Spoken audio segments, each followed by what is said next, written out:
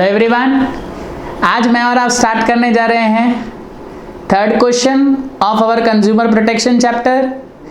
Again everyone, मैंने इस बार भी मेरे हिसाब से जो सीक्वेंस में हमें क्वेश्चन पहले पढ़ना चाहिए वो हम स्टार्ट कर रहे हैं।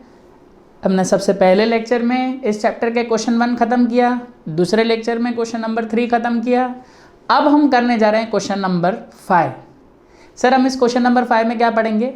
किसी भी बच्चे को अगर मेरा लेक्चर याद हो इस चैप्टर का, तो मैंने कहा था सरकार ने कंज्यूमर प्रोटेक्शन के चलते बहुत सारे स्टेप्स उठाए, जिसमें सबसे बड़ा स्टेप था कंज्यूमर प्रोटेक्शन एक्ट 1986 को बनाना। वो एक्ट बनी, उस एक्ट के अंदर कंज्यूमर को 6 राइट्स दी गई, जो आपने मेरे साथ पिछले लेक्चर में पढ़ी अंडर क्वेश्चन नंबर 3। उन 6 में से एक राइट थी राइट टू रिड्रेसल, जिसका मतलब था कंज्यूमर कंप्लेन कर सकता है, और उसके बाद वाली तुरंत की राइट थी राइट टू रिड्रेसल, जिसका मतलब था कंज्यूमर रिलीफ क्लेम कर सकता है। अब मेरा सिंपल सवाल है, अगर किसी को याद हो, मैंने कहा था हमारी सरकार ने कंज्यूमर एक्सप्लॉयटेशन के केसेस के लिए special consumer courts, dedicated consumer courts बनाई है, जहाँ पे सिर्फ कंज्यूमर एक्सप्लॉयटेशन के केसेस चलेंगे। यस, यू आर करेक्ट, आपको सही याद आ रहा है। मैंने आपको ये बताया था हमारी सरकार ने कंज्यूमर एक्सप्लॉयटेशन के केसेस को फटाफट रिड्रेसल यानी सॉल्यूशन या रिलीफ मिले, इसके चलते कंज्यूमर एक्सप्लॉयटेशन के केसेस के लिए स्पेशल कोर्ट्स अलग बना दी। आज हम इस लेक्चर में उन्हीं कोर्ट्स के बारे में डिटेल में पढ़ने वाले हैं कि सरकार ने किस तरीके से कंज्यूमर डिस्प्यूट सेटलमेंट सिस्टम को खड़ा किया है। Sir, consumer dispute settlement system मतलब मैं एक दुकान में गया, मैंने एक मोबाइल ख़रीदा, घर जाके यूज़ किया, 2 दिन के बाद उसका डिस्प्ले उड़ गया। मैं जाके सर्विस सेंटर में कंपनी को कंप्लेन कर रहा हूँ कि नया मोबाइल है, वारंटी के अंदर है, इसका डिस्प्ले उड़ गया। कंपनी बोल रही है सर हम चेंज करके नहीं देंगे, आपसे ही कुछ गलती हुई है। मैं कह रहा हूँ मैंने कुछ नहीं किया, वो मानने को तैयार नहीं है, तो हम दोनों के बीच में मतभेद है। मतभेद को कहा जाता है डिस्प्यूट। क्या कहा जाता है? डिस्प्यूट। हो सकता है मैं राइट हूं, हो सकता है वो राइट हो, मैं कंज्यूमर हूं, वो सेलर है। अब मुझे लग रहा है मैं एक्सप्लॉइटेड हूं, मेरे साथ गलत हो रहा है। मेरी right as to safety goods, एक अच्छे क्वालिटी के गुड्स की वायोलेट की है इस इंसान ने एज अ सेलर, तो मुझे कंप्लेंट करनी चाहिए कोर्ट में। तो डेफिनेटली यस, किसी भी बच्चे के दिमाग में ये सवाल खड़ा होगा, सर कौन सी कोर्ट में जाना है, कहाँ जाना है, कितने तरीके की कोर्ट्स हैं? ये सारे सवालों के जवाब मैं आपको दूंगा, लेकिन आप इससे समझ चुके होंगे कंज्यूमर डिस्प्यूट सेटलमेंट सिस्टम का मतलब वो कोर्ट्स जहाँ पे आप कंज्यूमर एक्सप्लॉयटेशन का केस फाइल कर सकते हो। सर, तो कितने लेवल पे कोर्ट सरकार ने बनाई है? हमारे यहाँ पे सरकार ने कंज्यूमर डिस्प्यूट सेटलमेंट सिस्टम को 3 लेवल्स पे बनाया है। कितने लेवल पे बनाया है? 3 लेवल। जैसे जनरली आपने ये सुना होगा वडोदरा की criminal court, Gujarat high court, supreme court, तो ये 3 लेवल की कोर्ट देखने मिलती है। सेम 3 लेवल्स हमारे कंज्यूमर डिस्प्यूट्स में खड़े किए गए हैं, वडोदरा डिस्ट्रिक्ट लेवल पे, गुजरात स्टेट लेवल पे और इंडिया नेशनल लेवल पे। सर, तो ये तो इंडिया की हर डिस्ट्रिक्ट के अंदर होगा। यस सर, ये वाला तो इंडिया की हर स्टेट में होगा। यस सर, ये इंडिया तो एक ही है, तो इंडिया में ये एक ही होगा। Very correct, you are logically correct, you are smart enough. जितनी डिस्ट्रिक्ट्स उतनी डिस्ट्रिक्ट कोर्ट्स, जितनी इंडिया में स्टेट्स उतनी स्टेट कोर्ट्स। इंडिया एक ही है तो नेशनल कोर्ट एक ही होगा। पूरे इंडिया में हालत यही है। वडोदरा, जैसे वडोदरा में कोर्ट है तो अहमदाबाद कोर्ट भी है, गुजरात हाई कोर्ट है तो महाराष्ट्र हाई कोर्ट भी है, सुप्रीम कोर्ट तो एक ही है बिकॉज इंडिया का एक कोर्ट होता है। सिंपल।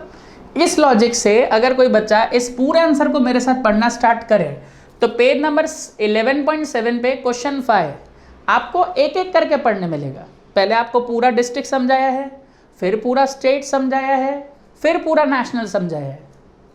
सर, अगर वहाँ पे एक एक करके समझाया तो आप क्यों तीनों को साथ में समझा रहे हो? गुजरात स्टेट एजुकेशन बोर्ड चाहता था आप पहले एक हिस्सा पढ़े, फिर दूसरा, फिर तीसरा। जब मैंने तीनों हिस्सों को पढ़ा तो मुझे लगा 90% चीज़ें सेम हैं, सिर्फ 10% का डिफरेंस है। और अगर उस डिफरेंस को मैं एक साथ रख के हाईलाइट करूं तो उल्टा बच्चे के लिए ईजी होगा। तो मैं आपको डिफरेंस बिटवीन फॉर्म में ये पढ़ाऊंगा और आप घर पे उसको स्ट्रेट पढ़ेंगे तो आपको 100% पता चलेगा कि इस आंसर में क्या लिखा हुआ है। आप सब इस आंसर को पढ़ते टाइम अपने सॉफ्ट कॉपी को इग्नोर करके पहले मेरे बोर्ड पे जो लिखा हुआ है उसको ध्यान से देखेंगे। एक बार आप इसको पूरा समझ लें, इस लेक्चर को पूरा ख़त्म कर दें, फिर ही उस सॉफ्ट कॉपी को देखिएगा एंड आई एम 100% श्योर आपको सब पता चलेगा। ठीक है, तो चलिए स्टार्ट करते हैं अपना आंसर।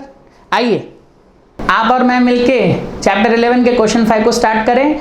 आपका क्वेश्चन 5 ये कहता है एक्सप्लेन 3 टेयर। क्या वर्ड यूज्ड है? 3 टेयर। टेयर का मतलब होता है लेवल। डिस्प्यूट सेटलमेंट सिस्टम का सीधा सीधा मैंने आपके लिए मतलब लिख रखा है कंज्यूमर कोर्ट्स। तो चलिए इस आंसर में आप समझेंगे हमारे यहाँ पे कितने लेवल्स पे कंज्यूमर कोर्ट्स बनी हुई हैं। तो डेफिनेटली हमें क्लियर हो चुका है 3 लेवल मतलब 3 लेवल पे कोर्ट्स हैं।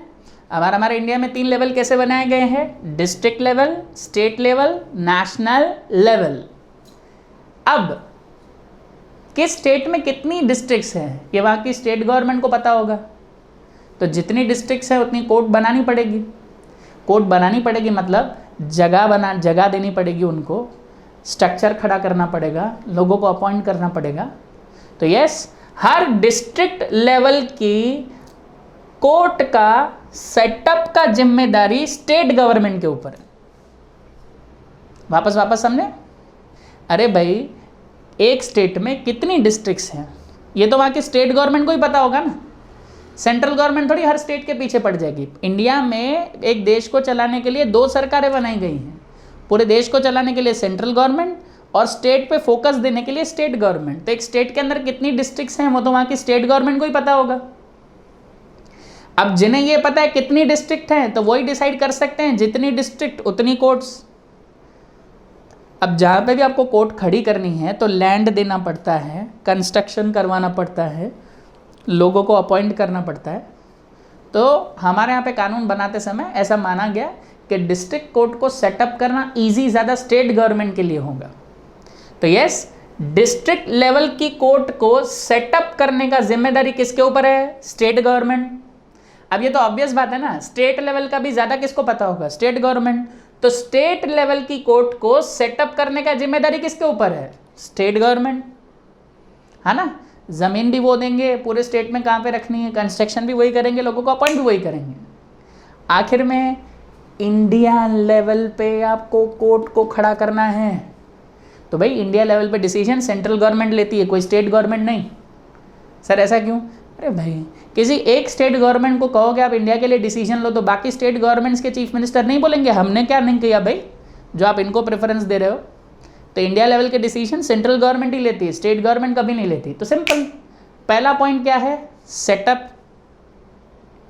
आपको थियोरेटिकली ऐसा पढ़ना मिलेगा अगर आप डिस्ट्रिक्ट लेवल फोरम पढ़ेंगे आपके सॉफ्ट कॉपी में से, तो district level consumer dispute settlement system forums are set up by state government. तो फाइन, मैंने वही तो लिखा है। मैंने खाली आपको डिफरेंस बिटवीन फॉर्म में समझाया और वहाँ पे इलैबोरेटेड फॉर्म में सेंटेंस लिखा हुआ है। पर इस तरीके से आप मेरे साथ पढ़ेंगे तो आपको याद हो जाएगा, सेंटेंस बनाना कोई बड़ी बात नहीं। ट्राई करें एक बार और। State level consumer forums are set up by state government, ये आपको स्टेट लेवल फोरम में पढ़ने मिलेगा। नेशनल लेवल फोरम में क्या बोलते हैं पता है? The responsibility of setting up national level forum is on the central government. Fine sir, आप हमको तीनों पैराग्राफ साथ में पढ़ा रहे हो। मैं तीनों पैराग्राफ साथ में रख के आपको डिफरेंस समझा रहा हूँ। 90% कंटेंट सेम है तो हमें सिर्फ डिफरेंस याद रखना है, रेस्ट सब सेम है। मेरे हिसाब से आपको ये मेथड बहुत प्यारा लगेगा। तो चलिए आप सेकंड पॉइंट को देखेंगे तो हमें ये भी समझना ज़रूरी है। जैसे बड़ौदा की कोई भी कोर्ट में डिस्ट्रिक्ट लेवल के जज बैठे होंगे, हाई कोर्ट में स्टेट लेवल के जज बैठे होंगे, नेशनल लेवल माने सुप्रीम कोर्ट में वहाँ के लेवल के जज बैठे होंगे। पर वो कोर्ट है तो वहाँ पे जज बैठते हैं और वो अकेले ही डिसीजन देते हैं। जबकि कंज्यूमर फोरम में हमारे यहाँ पे कमिटी बैठाई जाती है और वो कमिटी पूरे मैटर को सुनती और आखिर में उस कमेटी का प्रेसिडेंट कहता है कि कौन सही कौन गलत। तो सर इस कमेटी में कितने लोग होते हैं? तो वही तो सेकंड पॉइंट है, कंपोजिशन, है ना। 3 मेंबर्स होंगे पूरी कमेटी में उन 3 मेंबर में से कम एक मेंबर वुमन होनी चाहिए। सर क्यों वुमन मेंबर होना क्यों कंपलसरी? कुछ केसेस ऐसे हो सकते हैं which are made by consumers which are women, in order to make the person complaining comfortable to present his or her case in front of the committee, we require a woman member also। और इन 3 members के साथ एक president और, तो total 4 लोग हो गए district level की कोर्ट में। सेम पूरा का पूरा स्टेट लेवल में, वहां पे भी 3 मेंबर चाहिए होंगे, 3 में से एक मेंबर वुमन होनी चाहिए और एक प्रेसिडेंट, तो यहां पे भी 4, 3 मेंबर प्लस एक प्रेसिडेंट 4, 3 मेंबर प्लस एक प्रेसिडेंट 4। नेशनल लेवल में सिर्फ इतना डिफरेंस, 3 की जगह मेंबर हो जाएंगे 4, वुमन मेंबर वैसे का वैसे रहेगा 1, प्रेसिडेंट भी वैसे का वैसे रहेगा 1, तो यहाँ पे टोटल लोग हो जाएंगे 5। वापस करें, कंपोजिशन डिस्ट्रिक्ट लेवल कोर्ट में कितने लोग बैठे होंगे? 3 मेंबर और एक प्रेसिडेंट, और वो 3 मेंबर में से एक मेंबर होनी चाहिए वुमन। स्टेट लेवल में सेम, कितने लोग होने चाहिए? 3 मेंबर प्लस एक प्रेसिडेंट, वो 3 मेंबर में से एक मेंबर फीमेल। नेशनल लेवल में 5 लोग टोटल, 4 मेंबर एक प्रेसिडेंट, वो 4 मेंबर में से एक मेंबर फीमेल। सिंपल।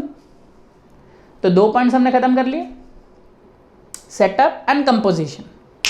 बोलिए मेरे साथ, सेटअप एंड कंपोजिशन। तो आपके एग्जाम में अगर आपको ऐसे लिखना है तो district level forum comprises 3 members and a president, and out of those 3 members 1 member should be woman। अब इतना सेंटेंस आपको बनाना आएगा? डेफिनेटली आएगा, क्यों नहीं आएगा? Your 12th standard student. ऐसे ही सेम सेंटेंस इसके लिए बनाएंगे और इसके लिए बनाएंगे, नथिंग टफ। तो 2 पॉइंट्स हमने याद कर ली, सेटअप कंपोजिशन। चलिए बोलिए, सेटअप एंड कंपोजिशन। अब किसी भी बच्चे के दिमाग में सवाल आता है, सर ये पता चल गया कोर्ट कहाँ बनेगी, कौन बनाएगा, ये भी पता चल गया अंदर कौन बैठेगा, मुझे केस करना है तो कहाँ जाऊँ?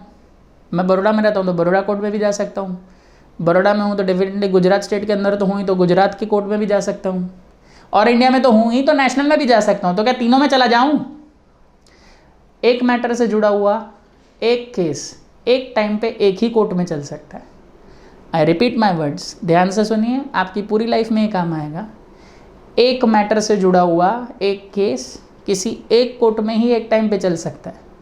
आप सेम केस को 2 कोर्ट में नहीं चला सकते। पता चला एक जज ने आपके फेवर में जजमेंट दी, एक ने आपके खिलाफ, अब आप जजों का झगड़े करवाओगे, ऐसा नहीं हो सकता, इट इज़ नॉट अलाउड। तो सर मैं जाऊँ कहाँ? मैं तो इसमें ही कन्फ्यूज हूँ। मैं आपका कन्फ्यूजन दूर करता हूँ। आपको यही सोचना है कि जो प्रोडक्ट और सर्विस आपने ली, वो लेने के बाद अगर आपका नुकसान हुआ जिसकी वजह से आप कंज्यूमर एक्सप्लॉयटेशन महसूस कर रहे हो, तो उस नुकसान की भरपाई कितनी है? सादी भाषा में, आप सपोज कीजिए होटल चलाते हैं, एक 5 स्टार होटल मुंबई में, और आपने अपने होटल के लिए 100 smart plasma OLED TVs 16K वाली ऑर्डर की। एक एक टीवी की कीमत 4 लाख रुपए। आपने 100 ऑर्डर कर दी तो आपका टोटल कहाँ चला गया? 4 करोड़ रुपए। 100 की 100 डिफेक्टिव निकली। आपने ट्रांसपोर्टेशन में अच्छा खासा खर्चा किया, लेबर में अच्छा खासा खर्चा किया। 4 करोड़ 10 लाख रुपए का आपको केस करना है कि भाई मुझे इतना इस बंदे से वापस लेके दो, क्योंकि उसने मुझे डिफेक्टिव गुड्स दिए, फिर उनके ट्रांसपोर्टेशन में भी मेरा खर्चा हुआ, लेबर में भी खर्चा हुआ। अब आपका अमाउंट ऑफ कंपनसेशन कितना हो गया? 4 करोड़ 10 लाख। तो हमारे इस चैप्टर के अंदर इसे बहुत सही तरीके से क्लियर कर दिया गया है कि भाई आप अपने क्लेम को अमाउंट को देखो, आप अपने क्लेम के अमाउंट को देखो। आप क्लेम अमाउंट अगर 20 लाख या उससे कम का है तो आपको डिस्ट्रिक्ट कोर्ट में जाना है। क्लेम अमाउंट अगर 20 लाख से ऊपर और 1 करोड़ तक का है तो आपको स्टेट लेवल कोर्ट में जाना है। और हमारे केस में क्लेम अमाउंट अगर 1 करोड़ से ज़्यादा हो जाए, फिर वो कितनी भी फिगर हो, जो हमारे एग्जाम्पल में था 4 करोड़ 10 लाख, तो आपको नेशनल लेवल के कोर्ट में जाके केस करना है। सर सपोज कीजिए मेरा क्लेम अमाउंट अगर होता 5 लाख तो मैं कहाँ जाता? तो ये है ना 20 लाख और लेस देन 20 लाख, तो आप डिस्ट्रिक्ट में जाते। सर 50 लाख होता तो ये आ गया ना मोर देन 20 और लेस देन 1 करोड़, आप इधर जाते स्टेट में। सर 5 करोड़ होता तो बेटा ये रहा ना मोर देन 1 करोड़। आपको देखना है अपना अमाउंट ऑफ क्लेम जो आप केस के तहत रिकवर करना चाहते हो, अकॉर्डिंगली आप कोर्ट को सिलेक्ट करोगे। सिंपल। सर मैं मुंबई में रहता हूं और मेरा क्लेम 10 लाख रुपए है, तो कहां जाना चाहिए? तो मुंबई डिस्ट्रिक्ट लेवल में कोर्ट में आप जाओगे, ये तो सेम ही रहेगा।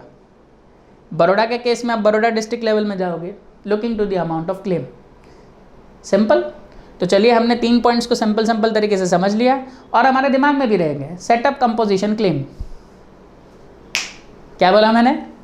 Setup, composition, claim. वापस बोलो। District level forum is setup by state government, state level forum is setup by state government, national level forum is setup by central government. बोलते चलो, याद करते चलो। कंपोजिशन, सेकंड पॉइंट क्या था? कंपोजिशन। डिस्ट्रिक्ट लेवल फोरम में composition कैसा है? 3 मेंबर, 1 प्रेसिडेंट, वो 3 में से 1 वुमन। स्टेट लेवल फोरम में कंपोजिशन कैसा है? 3 मेंबर, 1 प्रेसिडेंट, वो 3 में से 1 वुमन। नेशनल लेवल फोरम में कंपोजिशन कैसा है? 4 मेंबर, 1 प्रेसिडेंट, वो 4 में से 1 वुमन। तो 2 पॉइंट हमारे खत्म हो चुके, सेटअप और कंपोजिशन। लास्ट पॉइंट क्या था? Claim amount. क्या था? Claim amount. 20 लाख रुपए या उससे कम का क्लेम है तो आप जाएंगे डिस्ट्रिक्ट फोरम में। 20 लाख 1 रुपए से लेके आपका 1 करोड़ तक का क्लेम है तो आप जाएंगे स्टेट फोरम में। 1 करोड़ 1 रुपए से लेके जितना भी अमाउंट आप क्लेम करना चाहो, अगर वो आपका क्लेम का अमाउंट है तो आप जाएंगे नेशनल लेवल फोरम में। सर आपने तो 3 पैराग्राफ साथ में समझा दिए। बेटा इस आंसर को पढ़ने का ट्रिक ही ये है, एंड आई प्रॉमिस पूरे बड़ौदा में क्या पूरे गुजरात में कोई टीचर इस तरीके से आपको ये आंसर नहीं पढ़ाएगा। सर अब इस आंसर में कितने पॉइंट रह गए? 3 खत्म कर लिए और 3। आप अपने नोट्स में इस लेक्चर को पॉज करके समरी के लिए इसको लिखेंगे और आपके लिखने के तुरंत बाद हम रेस्ट 3 पॉइंट्स को और ख़त्म करेंगे। पॉज कीजिए, लिखिए, आइए। हेलो एवरीवन, आपने मेरे साथ क्वेश्चन नंबर 5 पढ़ना स्टार्ट किया था, जिसमें अभी तक हमने ये पढ़ लिया कि तीनों लेवल की जो फोरम्स हैं, चाहे डिस्ट्रिक्ट हो, चाहे स्टेट हो, चाहे नेशनल लेवल की हो, वो तीनों में क्या क्या चीज़ें होती हैं। जैसे आपने पहला पॉइंट मेरे साथ पढ़ा सेटअप, तो मैंने बहुत सिंपल तरीके से कहा डिस्ट्रिक्ट लेवल फोरम को सेटअप करती है state government, state level forum को सेटअप करती है again state government, national level forum को सेटअप करती है सेंट्रल गवर्नमेंट। फिर कंपोजिशन के पॉइंट पे हम आए थे, डिस्ट्रिक्ट लेवल पे 3 मेंबर, उसमें से 1 मेंबर कंपलसरी वुमन और 1 प्रेसिडेंट। स्टेट लेवल पे भी सेम। नेशनल लेवल पे खाली थोड़ा चेंज था, that were 4 members, 1 should be female and 1 president additional. आखिर में था क्लेम अमाउंट, 20 लाख रुपए तक का क्लेम हो तो डिस्ट्रिक्ट लेवल, 20 लाख 1 रुपये से लेके 1 करोड़ तक का कम हो तो स्टेट लेवल, 1 करोड़ 1 रुपये से लेके ऊपर के कितने तक का भी क्लेम हो तो नेशनल लेवल। इन 3 पॉइंट्स को पढ़ने के बाद हम 2 पॉइंट्स और पढ़ेंगे। तो क्या है वो 2 पॉइंट्स और? आप में कोई भी किसी भी फोरम में की कंप्लेन, आपने कोई भी किसी भी फोरम में की कंप्लेन, तो कंप्लेंट सुन के फोरम क्या करता है? तो बहुत सिंपल, आपने जैसे ही केस फाइल किया डिस्ट्रिक्ट लेवल फोरम नोटिस भेजेगा to the concern party. Concern party मतलब जिससे भी आपने वो प्रोडक्ट खरीदा था और उस इंसान ने आपसे बेईमानी की, तो उस बेईमान सेंडर और मैन्युफैक्चरर को नोटिस दिया जाएगा और साथ ही साथ उस डिफेक्टिव प्रोडक्ट को अगर ज़रूरत पड़े तो कि उसमें किस लेवल का डिफेक्ट है चेक करने के लिए लेबोरेटरी में भी भेजा जा सकता है टेस्टिंग पर्पस के लिए। सिंपल। तो यस, स्टेट लेवल फोरम भी यही प्रोसीजर फॉलो करेगा। आप जैसे ही केस फाइल करोगे सामने वाली पार्टी को नोटिस चला जाएगा कि ये फला बंदे ने आपके खिलाफ इस पर्टिकुलर प्रोडक्ट के इस पर्टिकुलर डिफेक्ट के लिए केस किया है, इस तारीख को आपको कोर्ट में आना है अपनी बात को प्रेजेंट करने। तो नोटिस चला गया, बाय द टाइम कोर्ट आपसे डिफेक्टिव प्रोडक्ट ले लेगी कि हमें दे दो केस के पेपर्स के साथ, हमको लेबोरेटरी में टेस्टिंग करवानी है कि इसमें एक्चुअल में डिफेक्ट था कि तुमने जानबूझ के ऐसा किया है। सो फॉरेंसिक डिपार्टमेंट उस लेबोरेटरी में जाके टेस्ट करेगा कि उस प्रोडक्ट में डिफेक्ट किस लेवल का था और जेन्युइन था या नहीं, और अपनी रिपोर्ट देगा। तो ये 2 स्टेप्स फॉरम फॉलो करेगा और ये 2 स्टेप्स तीनों फॉरम फॉलो करेंगे। जब भी आप उनमें कोई कंप्लेन करें तो तीनों में सेम होगा, देयर इज नो डिफरेंस। तो पॉइंट नंबर 4 जब आप लिखने बैठेंगे तो कैसे लिखेंगे पता है? whenever a consumer files a complaint in district level forum, the forum sends the notice of the complaint to the concerned party and if needed also sends that defective product to the laboratory for testing purpose. ये sentence आराम से आप बना सकते हैं, definitely बना सकते हैं, और ये सेम आपको स्टेट और नेशनल में भी लिखना है. No difference. क्या बात है, देयर इज नो डिफरेंस. अरे भाई कोर्ट प्रोसीजर में डिफरेंस थोड़ी होता है. चलिए, उसके बाद आपका नोटिस भी आ गया, आपके लेबोरेटरी की रिपोर्ट भी आ गई. अब क्या होगा, कोर्ट आप दोनों को एक पर्टिकुलर फिक्स डेट पे बुलाएगा. कंज्यूमर को कहेगा चलिए आप अपनी बात रखिए, कंज्यूमर अपने आरोप रखेंगे. सामने सेलर मैन्युफैक्चरर को कहा जाएगा भाई इन्होंने आप पे ये आरोप लगाया, बताइए आपको क्या बोलना है इस पर. फिर सेलर मैन्युफैक्चरर को सुना जाएगा. दोनों पार्टीज को सुनने के बाद और उस लेबोरेटरी की रिपोर्ट को पढ़ने के बाद रिस्पेक्टिव फोरम डिसीजन देगा कि कंज्यूमर सही है या नहीं. सिंपल. कंज्यूमर की बात सुनी गई, सेलर मैन्युफैक्चरर की बात सुनी गई, कोर्ट ने रिपोर्ट को भी स्टडी किया. आखिर में कोर्ट डिसीजन देगी कि कंज्यूमर सही है या सेलर. जो भी डिसीजन आएगा that is to be accepted by them. Sir हम कभी अपील कर सकते हैं उस डिसीजन के खिलाफ? हम आएंगे अपील वाले प्रोविजन पे भी आएंगे. पहले डिसीजन वाले पार्ट को तो अच्छे से पढ़ें. Decision forum will listen to both parties and will refer to the reports of the lab, then gives judgment. तो सेम चलेगा स्टेट और नेशनल में. सिंपल. पहले हम नोटिस भेजेंगे सामने वाले को, लेबोरेटरी को टेस्ट करने के लिए प्रोडक्ट भेजेंगे, रिपोर्ट आ जाएगी, दोनों पार्टीज की बात सुनेंगे, रिपोर्ट को रेफर करेंगे और जजमेंट देंगे कि कौन सही कौन गलत. सिंपल. सपोज करो सेलर के फेवर में डिसीजन चला जाता है कि नहीं सेलर ने जो प्रोडक्ट बेचा वो डिफेक्टिव नहीं है, कंज्यूमर आपने गलत केस कर दिया है, चलिए जाइए वापस. और आपने केस किया था डिस्ट्रिक्ट लेवल पे, तो अपील कहाँ करेंगे? कभी भी याद रखिए बेटा, अपील हमेशा से हायर लेवल की कोर्ट में होती है. मैंने क्या बोला? अपील हमेशा से हायर लेवल की कोर्ट में होती है. आपने डिस्ट्रिक्ट में केस फाइल किया तो अपील कहाँ होगी? स्टेट में. स्टेट में केस फाइल किया और आपके खिलाफ जजमेंट आई और आप डिससेटिस्फाइड और अपील करनी है तो कहाँ अपील होगी? नेशनल में. सपोज आपने केस ही फाइल नेशनल में किया था और आप जजमेंट से डिससेटिस्फाइड हैं तो अपील पता है कहाँ पे होगी? सुप्रीम कोर्ट में. सर इतना लंबा चौड़ा हायरार्की है? हाँ है. और इससे भी मस्त बात बताऊं, आप सारी चेन को क्रॉस कर सकते हो एक केस से. सपोज मैंने 15 लाख के क्लेम से केस स्टार्ट किया था वडोदरा डिस्ट्रिक्ट फोरम में, डिससेटिस्फाइड हो गया, जजमेंट मेरे खिलाफ आया और मैं डिससेटिस्फाइड हो गया. मैंने अपील प्रेफर की गुजरात स्टेट लेवल फोरम में, वहाँ पे भी डिसीजन मेरे खिलाफ आया. मैंने फिर से अपील प्रेफर की नेशनल लेवल फोरम में, वहाँ पे भी जजमेंट मेरे खिलाफ आया. वहाँ से भी मैंने अपील प्रेफर की सुप्रीम कोर्ट में, सुप्रीम कोर्ट के जज ने भी बोल दिया कि भाई बस करो तुम गलत हो, वहाँ पे भी जजमेंट मेरे खिलाफ आया. तो सर अब हम कहाँ अपील कर सकते हैं? अब आप इंडिया छोड़ दो, इसके बाद और कोई अपील मैकेनिज्म नहीं है, हार मान जाओ, आप ही गलत हो. लास्ट में लास्ट अपील जा सकता है सुप्रीम कोर्ट में. सिंपल. सर तो वो कहीं लिखा नहीं है आपने, तो अब लिख देता हूँ नेक्स्ट फ्रेम में. आप पॉज करके इतना कॉपी कीजिए तो हम अपील वाले प्रोविजन पे भी आते. कीजिए पॉज, लिखिए. हेलो एवरीवन, आप सब अभी तक हमारे साथ कंज्यूमर डिस्प्यूट सेटलमेंट सिस्टम माना कंज्यूमर कोर्ट्स के बारे में, चाहे वो डिस्ट्रिक्ट हो, चाहे वो स्टेट हो, चाहे वो नेशनल हो, 5 पॉइंट्स पढ़ के ख़त्म कर चुके. और आप सबके लिए मैं फटाफट से वो 5 पॉइंट्स फिर से रिवाइज करने में इंटरेस्टेड हूँ. आप सब इस चीज़ों को मेरे साथ याद कीजिए and I promise in theory answers को आपको फिर घर पे पढ़ने में ज़्यादा मेहनत नहीं करनी पड़ेगी. पहला पॉइंट हमने तीनों के लिए पढ़ा था, सेटअप. डिस्ट्रिक्ट लेवल फोरम को सेटअप करता है स्टेट गवर्नमेंट, स्टेट फोरम को सेटअप करता है स्टेट गवर्नमेंट, नेशनल फोरम को कौन सेटअप करता है? Yes you are correct, central government. Second point था कंपोजिशन, कि उस पर्टिकुलर फोरम में कौन और कितने में लोग होंगे. तो definitely yes, district level forum में 3 मेंबर होंगे, एक प्रेसिडेंट, वो 3 मेंबर में से एक compulsory member woman. State level forum में सेम 3 मेंबर, एक प्रेसिडेंट, उन 3 मेंबर में से कंपलसरी एक member woman. National level forum में 4 मेंबर, एक प्रेसिडेंट, उन 4 मेंबर में से एक कंपलसरी वुमन।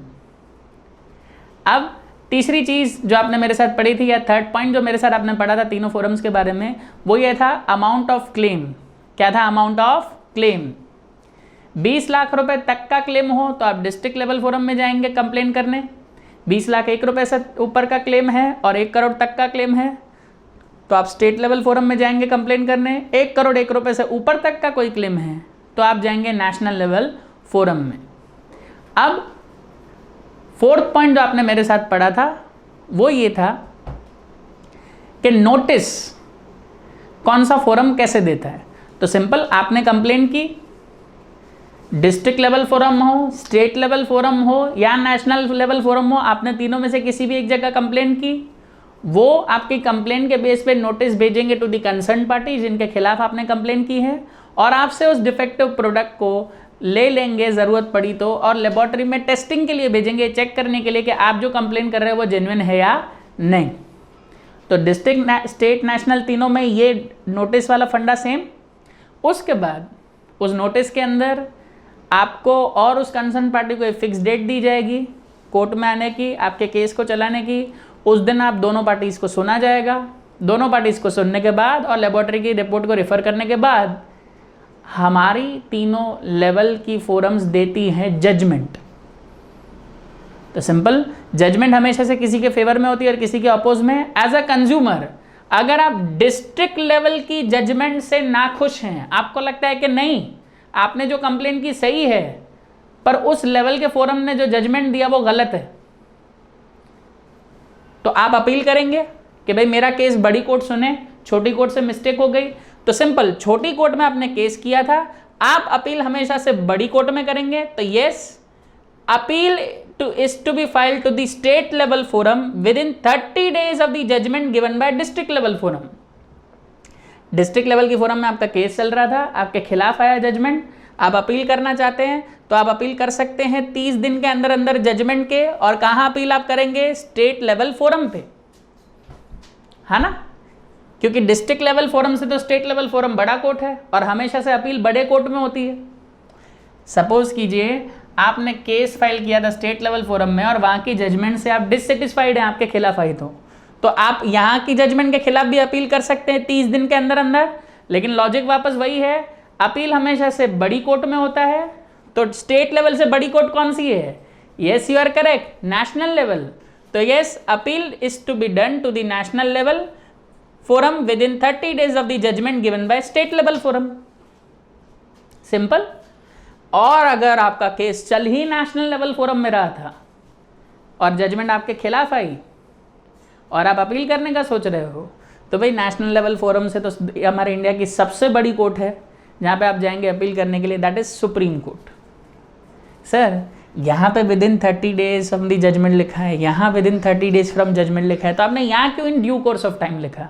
टेक्स्ट बुक वालों ने ऐसा किया है, वरना यहाँ पे भी यही आना चाहिए था। ठीक है, तो चलिए हम टेक्स्ट बुक को रिस्पेक्ट देंगे, इन थियरी पार्ट्स में चेंज नहीं करेंगे, वहाँ का भी अपील टाइम इज सेम।